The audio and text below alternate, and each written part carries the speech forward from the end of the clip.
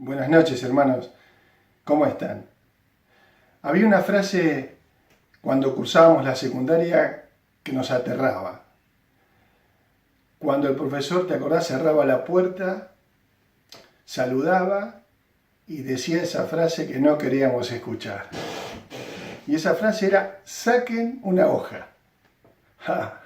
Cuando escuchábamos esa frase se nos paralizaba el corazón, transpirábamos, el mundo se detenía, la verdad era algo terrible.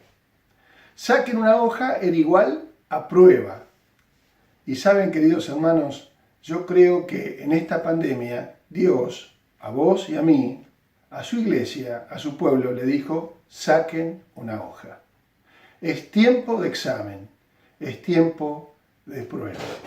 Por eso yo te quiero invitar a que veamos juntos a alguien que estuvo en una situación parecida.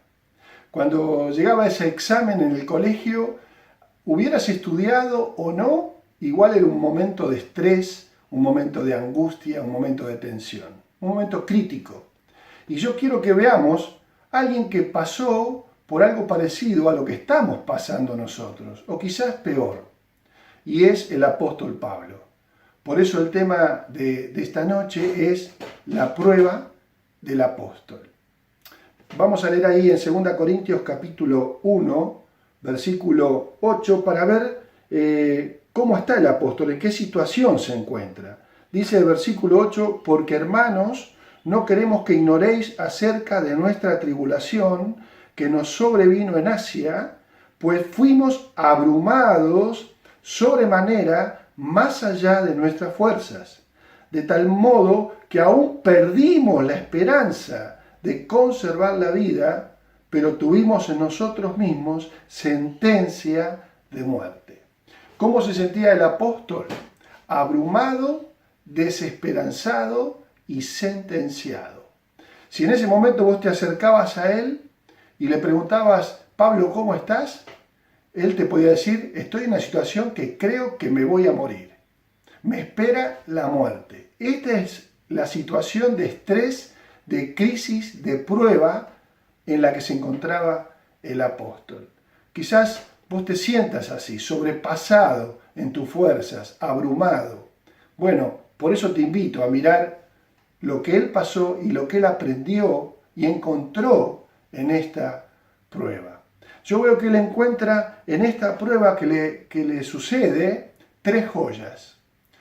Es como que en el barro encuentra 3 joyas. Yo no sé si alguna vez caminando en la calle, en el campo, encontraste algo valioso.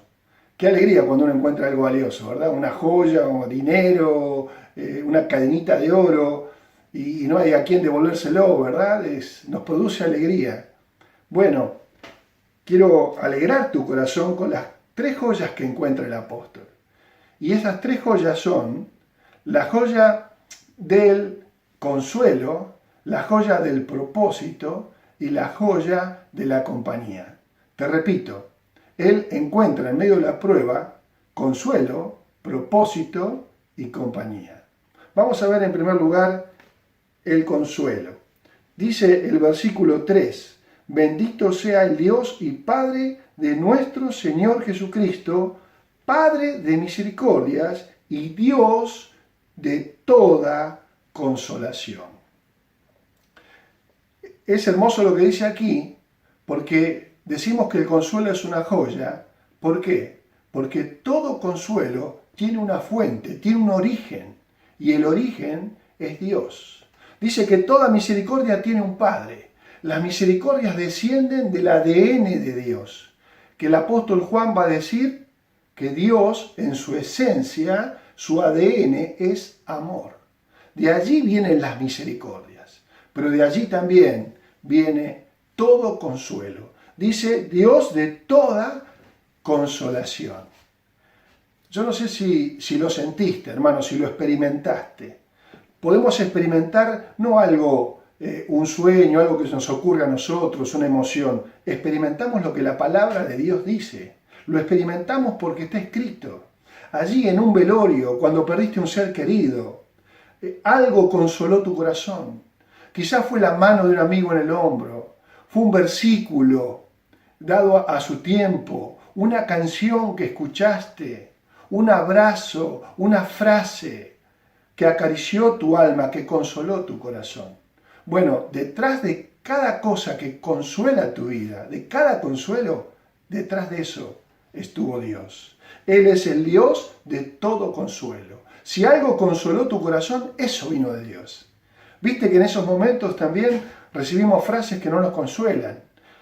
Recibimos otros saludos y frases que no nos consuelan. Es más, algunas son negativas. Pero aquello que consuela nuestro corazón, eso, dice la Biblia, vino de Dios. ¿Cómo no va a ser una joya el consuelo si tiene una fuente? Y esa fuente de la cual emana es el mismo Dios. Cuando recorremos el campo en la provincia de Buenos Aires, nos encontramos con dos tipos de arroyos, ¿no? Hay arroyos que tienen agua si llueve. Si llueve y llueve abundantemente, se llenan de agua y uno puede largar los animales para que coman y beban, pero si deja de llover, se secan. Hay otros arroyos que llueva o no, o pasemos por la mayor seca, siempre tienen agua. ¿Y por qué? Porque son alimentados por el manantial, una fuente de agua que emana de las entrañas de la tierra. Así es el consuelo, así es el arroyo del consuelo, nunca se seca. ¿Por qué? Porque no depende de las circunstancias, proviene de Dios. Todo consuelo, toda consolación vienen de Dios. Alabado sea el Señor. El consuelo tiene una fuente y esa fuente es Dios. Pero el consuelo también es amplio, porque dice que Él nos consuela en todas nuestras tribulaciones. El versículo 4 dice, el cual nos consuela en todas nuestras tribulaciones. Y estamos pasando una pandemia que a cada uno nos pega, a cada familia, de manera distinta. Hay parejas, hay matrimonios donde trabajaban los dos y ahora uno no puede trabajar y están viviendo del sueldo de uno solo. Eso impacta negativamente en su economía. En otros casos está trabajando uno solo, pero además a ese le bajaron el sueldo. Así que es otro tipo de tribulación, otro tipo de prueba más profunda.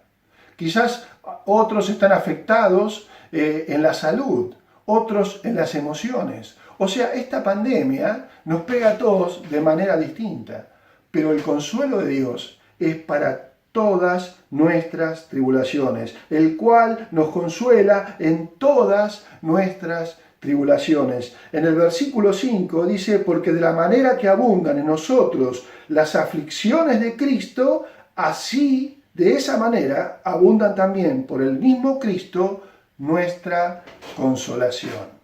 De la misma manera que abundan las tribulaciones, las aflicciones de Cristo, que son las aflicciones por la obra, a cada aflicción le corresponde una consolación. ¿Sabés qué veo yo aquí en el versículo 5? Una balanza equilibrada. Eso veo. Ahí estamos nosotros, está nuestra vida como una balanza. Y de golpe cae la tribulación en un platillo y parece que desequilibra todo. Pero Dios dice que a esa tribulación Dios automáticamente le envía y pone en el otro platillo de la balanza su consuelo, de modo que la vida queda equilibrada. Alabado sea el Señor, porque no solamente el consuelo proviene de Dios, sino que para cada circunstancia negativa, cada tribulación, cada aflicción, cada prueba en nuestra vida, tiene el consuelo de Dios. Esta es la joya que encuentra el apóstol Pablo. Pero en segundo lugar, seguimos recorriendo y vamos a encontrar la segunda joya que encuentra, que es el propósito de la prueba. Miren, si las pruebas no tuvieran un propósito, un para qué en nuestra vida, la verdad serían una tragedia. Dice Santiago capítulo 1 que nos sintamos gozosos cuando nos hallemos en diversas pruebas. ¿Por qué? Porque la prueba de nuestra fe produce. Las pruebas son productivas en el cristiano. Dice el apóstol Pablo también en 2 Corintios capítulo 4, versículo 17, esta leve tribulación momentánea produce en nosotros un cada vez más excelente y eterno peso de gloria. Produce un más excelente y eterno peso de gloria. Las pruebas producen. ¿Y cuál es el propósito de las pruebas? Miren, el propósito de las pruebas es sacarnos mejores, es aumentar nuestra fe, es que maduremos como hijos de Dios. Aquí encontramos dos propósitos que están bien señalados en el relato bíblico con la frase ¿para qué? Cuando encontramos el para qué, tiene que ver con propósito. Yo acá tengo una lapicera. ¿Y para qué se fabricó esta lapicera? Con un solo propósito, para que yo pueda escribir. El fabricante la hizo para escribir. Y la prueba tiene un para qué. Dice el versículo 9, pero tuvimos en nosotros mismos sentencia de muerte para que no confiásemos en nosotros mismos, sino en Dios que resucita a los muertos. ¿Cuál es el propósito que tuvo esta prueba en la vida de Pablo? Que deje de confiar en sus capacidades, que desde ya Pablo era un hombre muy capacitado, muy entrenado, muy culto, hablaba varios idiomas, entrenado a los pies de Gamaliel. Él era un hombre capaz, entrenado, que él deje de confiar en sus capacidades, en sus recursos, y confíe solamente en Dios, para que no confiásemos en nosotros mismos, sino en Dios. Saben, en estos días yo estaba viendo acerca de la prueba, hombres que fueron probados en la palabra de Dios, y estaba viendo la vida de Noé. Y cuando uno estudia la vida de Noé, va a ver que Dios le manda a hacer un arca, que era un poquito distinto a lo que me enseñaron mis maestras en la escuela bíblica. Yo me acuerdo aquella imagen en el franelógrafo del arca y tenía una punta, ¿no? Como una proa y una popa, como la punta de un barco. Pero cuando uno lee la Biblia y estudia las dimensiones y el formato del arca, se da cuenta que no es un barco, es como una caja de zapatos. Es que lo que Dios le está diciendo a Noé en medio de la prueba, una prueba terrible, un año entero, si nosotros nos quejamos de que esta cuarentena es larga, el experto en cuarentena es Noé.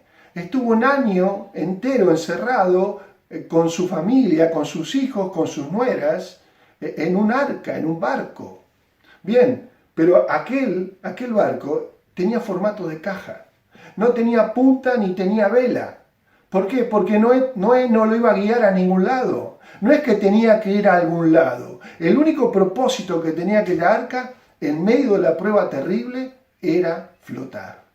Y hoy Dios le dice al apóstol Pablo, Dios nos dice a nosotros, lo que tenés que hacer en la prueba es flotar. Vos no vas a conducir el barco. Esta tempestad la conduzco yo. Yo digo cuándo termina, yo digo a dónde va el arca, yo digo dónde baja el arca. Yo estoy en control. Hermanos, y qué hermoso es saber que Dios está en control. Si algo produce la prueba, es que dejemos de confiar en nosotros y nos aferremos solamente a Dios. Dice Proverbios capítulo 3, versículo 5, confía en Jehová tu Dios con todo tu corazón y no dependas de tu inteligencia. No es con caballo, no es con ejército, es solamente con Dios. Él está en control. ¿Estamos atravesando el valle de sombra? Sí, pero Jehová está conmigo, dice el salmista, ¿verdad? Y está con vos y está conmigo también. ¿Cuál es el propósito de la prueba? Aumentar nuestra fe. La prueba de vuestra fe produce. Dice el salmista en el Salmo 66, tú nos probaste, oh Jehová, nos afinaste como se afina la plata. ¿Cómo se afina la plata? Allí el platero la pone en un crisol y calienta la plata hasta que se derrite, se hace líquida, y todas las impurezas por la temperatura del fuego son quemadas y la plata queda purificada. De modo tal que el platero puede ver su rostro como en un espejo en la superficie de ese metal precioso.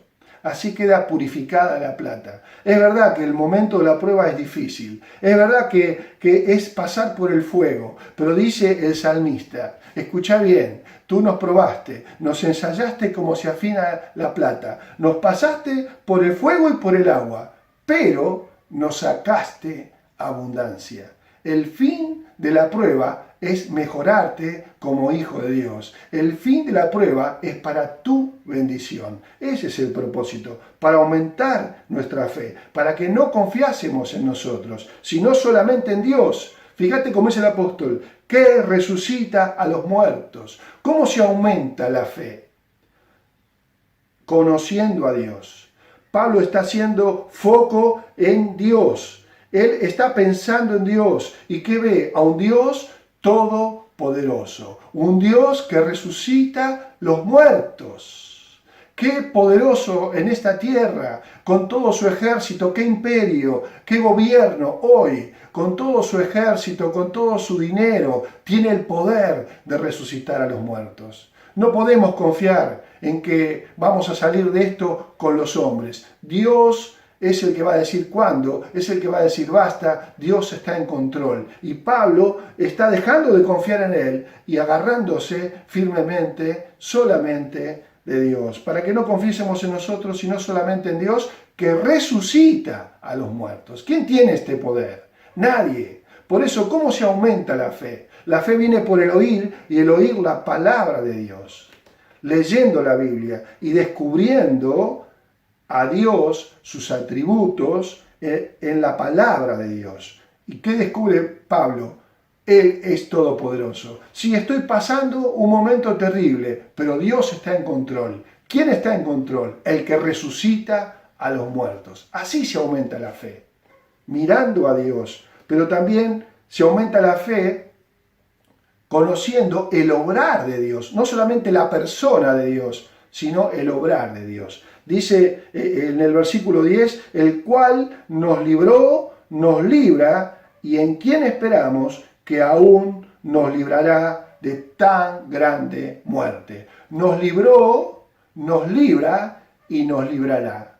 El apóstol no solamente está mirando a Dios y ve que es un Dios todopoderoso, que tiene poder para resucitar muertos, sino que también está repasando la fidelidad de Dios. Y él dice, Dios fue fiel, porque estuve en muchos momentos como estos, y de todos ellos Dios me libró. Me libró, me está cuidando y librando ahora, y porque me libró y me libra, yo sé que también me librará. Y eso es fe, pura fe, porque eso se ve por fe. La liberación futura, él la está viendo por fe.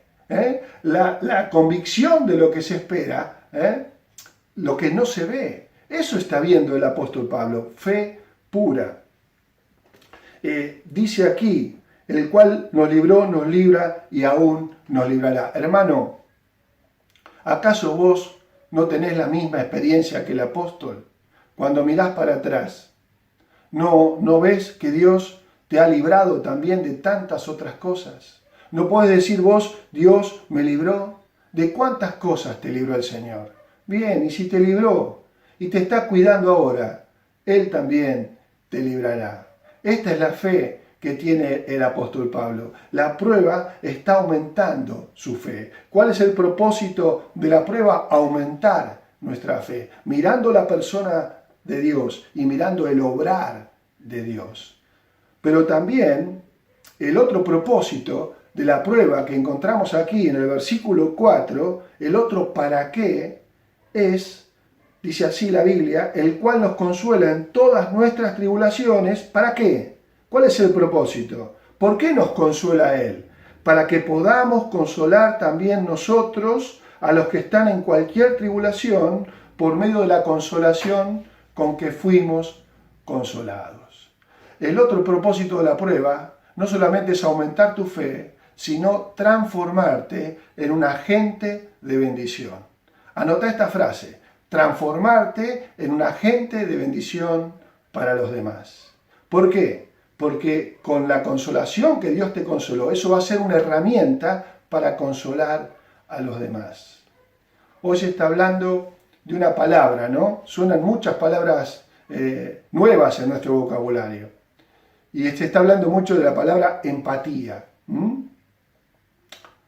Nadie tiene mayor empatía.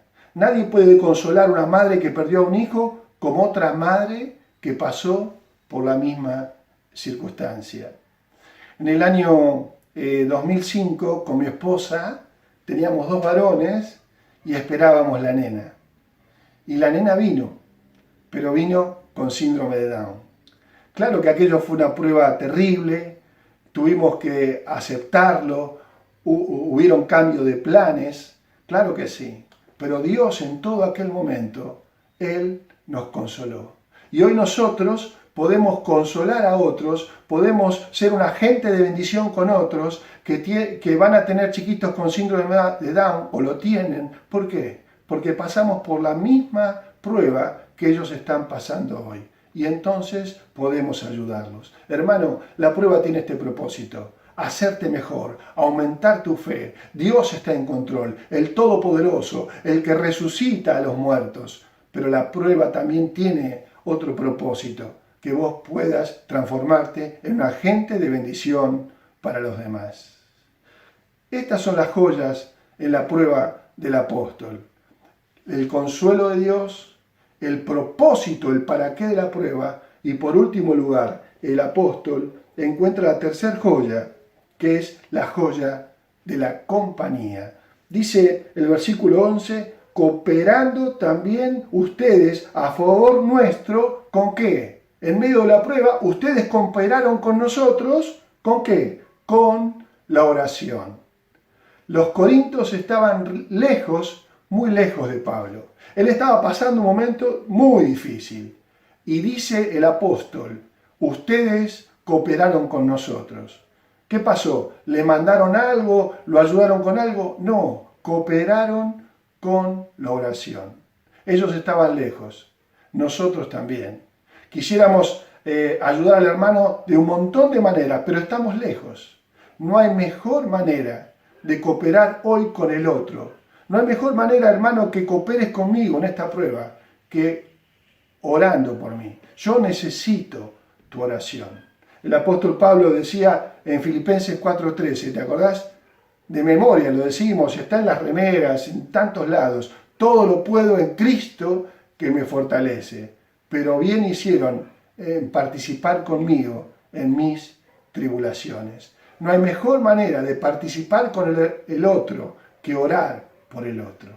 Si yo estuviera hoy en una cárcel a punto de morir, no te pediría que me traigas comida ni abrigo. Te pediría, por favor, que ores por mí. No hay mejor manera de cooperar, pero orar con empatía, no poniendo la mano en el hombro y diciendo voy a orar por vos como un formalismo, sino orar poniéndonos en el lugar del otro. Mirá, dice el versículo 11, el don concedido a nosotros por medio de la oración. Pablo sabía que Dios los había librado de la tribulación por la oración de la iglesia. Mirá qué poderoso es ese medio. Él sabía que Dios le había concedido esa libertad porque los hermanos habían estado orando. Hermano, orá con empatía. Orá poniéndote en lugar de ese hermano médico que está trabajando en un hospital con riesgo de contagiarse, pidiendo protección especial por él, por el hermano que perdió el trabajo, por el hermano que está mal de salud, poniéndote en el lugar del otro, cooperando con la oración. Qué hermoso es atravesar la prueba, hermano. Vos y yo lo estamos atravesando, pero como la atravesó el apóstol, encontrando el consuelo de Dios, encontrando el propósito y encontrando la compañía de la iglesia en oración. Que así sea, que esta prueba podamos atravesarla juntos, tomados de la mano de Dios. Amén.